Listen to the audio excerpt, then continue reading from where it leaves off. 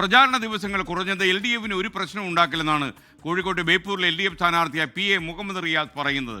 ഇന്ന് തെരഞ്ഞെടുപ്പ് നടന്നാലും LDF തന്നെ ജയിക്കും. ബേപ്പൂരിൽ വൻ ജനമുന്നേറ്റം ഉണ്ടാകുമെന്നും PA മുഹമ്മദ് റിയാസ് അല്പം 24 പറഞ്ഞു. ബേപ്പൂരിൽ നിന്ന് ദീപക് തന്മടത്തിന്റെ റിപ്പോർട്ട്.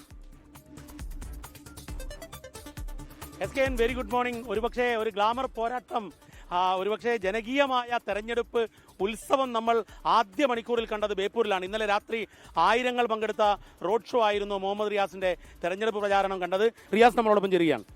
തെരഞ്ഞെടുപ്പ് കമ്മീഷൻ തെരഞ്ഞെടുപ്പ് പ്രഖ്യാപിച്ച് മിനിറ്റുകൾക്കകമാണ് സ്ഥാനാർത്ഥികളെ പ്രഖ്യാപിച്ചത്. ഇവിടെ ബേപ്പൂർ നിയോജക മണ്ഡലത്തിൽ കണ്ടൊരു കാര്യം, സ്ഥാനാർത്ഥി പ്രഖ്യാപനം കഴിഞ്ഞ ഉടനെ ആയിരങ്ങൾ പങ്കെടുത്ത വലിയ പങ്കാളിത്തമുള്ള റോഡ് ഷോ ആണ്. അപ്പോൾ ജനങ്ങൾ വലിയ ആവേശത്തിലാണ്. ഈ മണ്ഡലത്തെ സംബന്ധിച്ചിടത്തോളം ഇടതുപക്ഷ ജനാധിപത്യ മുന്നണിക്ക് നല്ല അടിത്തറയുള്ള മണ്ഡലമാണ്. ഒരുപക്ഷെ പണ്ടത്തതിനേക്കാൾ വലിയ ആവേശവും ഉത്സവവും പ്രായം ചെന്നവർ, കുട്ടികളൊക്കെ കാണുന്നുണ്ട്. അത് ഈ 5 വർഷത്തെ പ്രവർത്തനത്തിൻ്റെ ഒരു മേന്മയാണോ, മറ്റൊന്ന് അല്ലെങ്കിൽ വേറെ ഏതെങ്കിലും സ്ഥാനാർത്ഥികൾ നടത്തുന്ന കുപ്രചരണങ്ങളെ ചെറുക്കാൻ വേണ്ടിയുള്ള ഒരു ജനകീയ പ്രതിരോധമാണ്? അല്ല, ഇവിടെ പൊതുവേ ജനങ്ങളാണ് വികസനം ഏറ്റെടുത്ത് നടത്തിയത്. കാരണം നാട്ടിൽ നിന്ന് വരുന്നൊരു അഭിപ്രായമാണ് ഇന്ന പ്രവൃത്തി പദ്ധതി നടപ്പിലാക്കണമെന്ന് നിശ്ചയിച്ചത്. അപ്പോൾ ഒരു പൗരൻ പറയുന്ന അഭിപ്രായം നടപ്പിലാകുമ്പോൾ തീർച്ചയായിട്ടും അതിൻ്റെ പ്രചാരകരായി മാറുന്നത് നാട് തന്നെയാണ്. അതാണ് ഇവിടെ കാണുന്നത്. എത്രമാത്രം മുന്നോട്ട് പോകാൻ കഴിഞ്ഞു ഈ ആദ്യ ലാപ്പിൽ? വലിയ തരംഗമായി സ്ഥാനാർത്ഥി പട്ടികയും ഉടനെയുള്ള റോഡ് ഷോയും എല്ലാമായി കേരളത്തിലാകെ.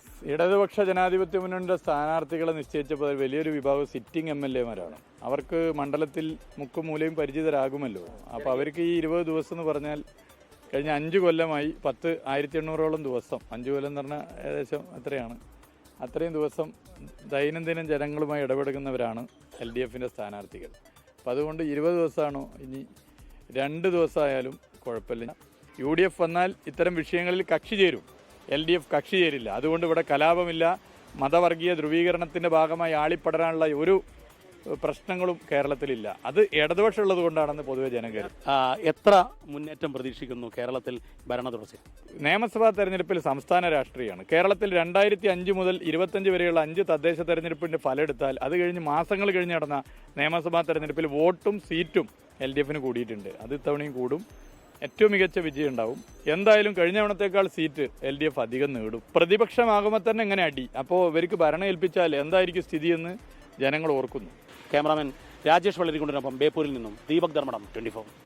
ലോകത്തെവിടെയായാലും ഏത് സമയത്തും 24 വാർത്തകളും ഓഗ്മെന്റഡ് റിയാലിറ്റി പാക്കേജുകളും എക്സ്പ്ലെയിനറുകളും വിശദമായി കാണാൻ ഞങ്ങളുടെ YouTube ചാനൽ നിങ്ങൾക്ക് സബ്സ്ക്രൈബ് ചെയ്യാം.